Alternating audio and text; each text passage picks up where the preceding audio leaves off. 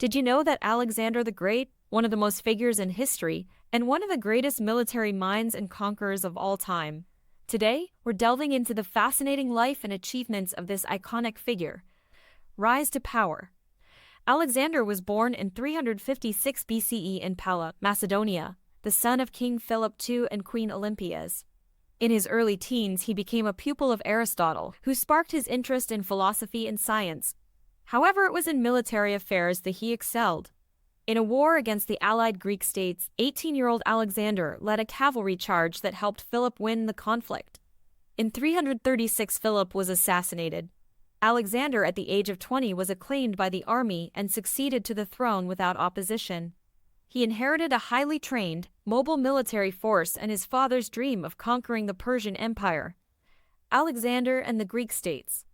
As king, Alexander immediately moved to assert his authority over the Greek stated and to prepare for an invasion of Persia. By quick succession, Alexander defeated the forces of Thessaly, the Triballian Thrace, a coalition of Illyrians who had invaded Macedonia, and the city-state of Thebes, which he razed to the ground.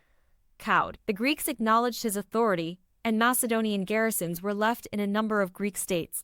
Throughout his conquests, Alexander not only expanded his empire, but also spread Greek culture and knowledge, a phenomenon known as Hellenization. Conquest of the Persian Empire. Alexander knew he needed the wealth of Persia if he was to maintain the army built by Philip. Alexander's invasion of Persia came at an opportune time. Although the Persian army outnumbered his own, it was less disciplined and poorly led. The Persian king, Darius III, was already losing control over parts of his empire. Alexander commanded a large battle-hardened force of cavalry, foot soldiers, archers, and javelin throwers. He also had a corps of skilled, trusted generals including Ptolemy, Cassander, Antigonus, and Seleucus. One of his greatest assets was his own ability to rapidly respond to changing battlefield condition. With these advantages, the Macedonia king never lost a major battle in 11 years of campaigning. In 334–333, Alexander routed Darius's forces at the Granicus River and at Issus, forcing Darius to flee. In 332, Alexander conquered Syria, Phoenicia, Tyre, and Egypt, where he founded the historic city of Alexandria. He later defeated Darius for a final time at the Battle of Gaugamela. After Darius was killed in 330, Alexander declared himself the king of Asia. He spent the next 2 years consolidating his control over the Persian Empire and its vast wealth. During his campaign, Alexander revealed other abilities besides military prowess. He spread Hellenistic culture and monetary systems across Western and Central Asia. Alexander also developed a belief in his own divine heritage, which caused problems with his troops. The Macedonians rejected this idea. However, Alexander continued to insist on his divinity, even casting a godlike image of himself on coins. Invasion of India. In the summer of 327, Alexander invaded India with a newly reinforced army. His ultimate ambition was to reach Indian Ocean. He impressed the local Indian rulers by storming the nearly impregnable pinnacle of Aornos, a few miles west on Indus River. On June 1, 326, Alexander fought his last great battle on the bank of the Hydaspes River. He defeated a far larger army led by King Porus, who later became a strong ally. While at the Hydaspes River, Alexander's troops, exhausted after years of campaigning, mutinied and insisted on returning home. Alexander reluctantly led the army back across India, quelling rebellions and purging corrupt governors along the way. By 324, he arrived in Susa, Persia. He ultimately sent many of his veterans home with riches and honors. His greatest contribution was spreading Hellenistic culture from Gibraltar to the Punjab, India. Personal life of Alexander the Great. Alexander married 3 times in his life, to Roxana of Bactria, Statera, and Parasates, daughter of Ochus. He fathered at least one child, that is Alexander IV of Macedon, born by Roxana shortly after the death of Alexander in 323 BC. There is speculation that Statera could have been pregnant when she died. There were other women also in the life of Alexander other than his wives. Campaspe, also known as Pancast, is thought to have been a prominent citizen of Larissa in Thessaly, and may have been the mistress of Alexander. If this is true, she was one of the first women with whom Alexander was intimate. Aelian even surmises that it was to her that a young Alexander lost his virginity. Barsine was a noble Greek Parsian, daughter of Artabazus and wife of Memnon. After Memnon's death, several ancient historians have written of a love affair between her and Alexander.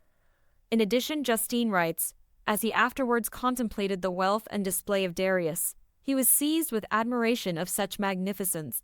Hence it was that he first begun to indulge in luxurious and splendid banquets, and fell in love with his captive Barsine for her beauty, by whom he had afterwards a son that he called Heracles.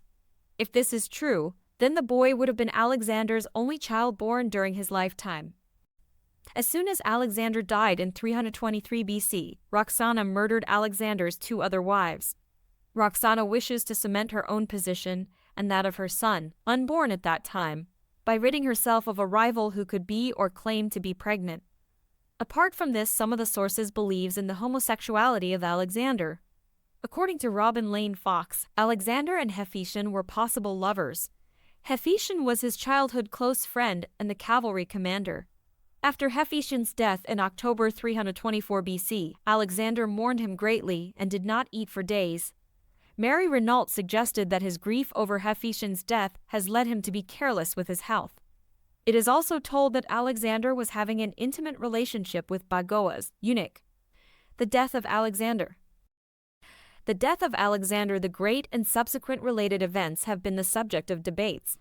According to a Babylonian astronomical diary, Alexander died in the palace of Nebuchadnezzar II in Babylon between the evening of 10 June and the evening of 11 June 323 BC, at the age of 32. The tomb of Alexander the Great is attested in several historical accounts, but its current exact location remains an enduring mystery. Following Alexander's death in Babylon, his body was initially buried in Memphis by in of his general, Ptolemy el-Soter, before being transferred to Alexandria, where it was reburied. Julius Caesar, Cleopatra, and Augustus, among others, are noted as having visited Alexander's tomb in Alexandria in antiquity.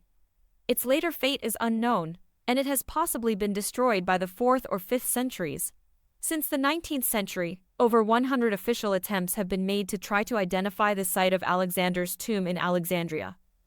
Alexander the Great's legacy continues to inspire awe and admiration centuries later. His military tactics, political strategies, and cultural impact resonate to this day, making him a timeless symbol of ambition and leadership. What do you find most intriguing about Alexander the Great's story? Share your thoughts in the comments below.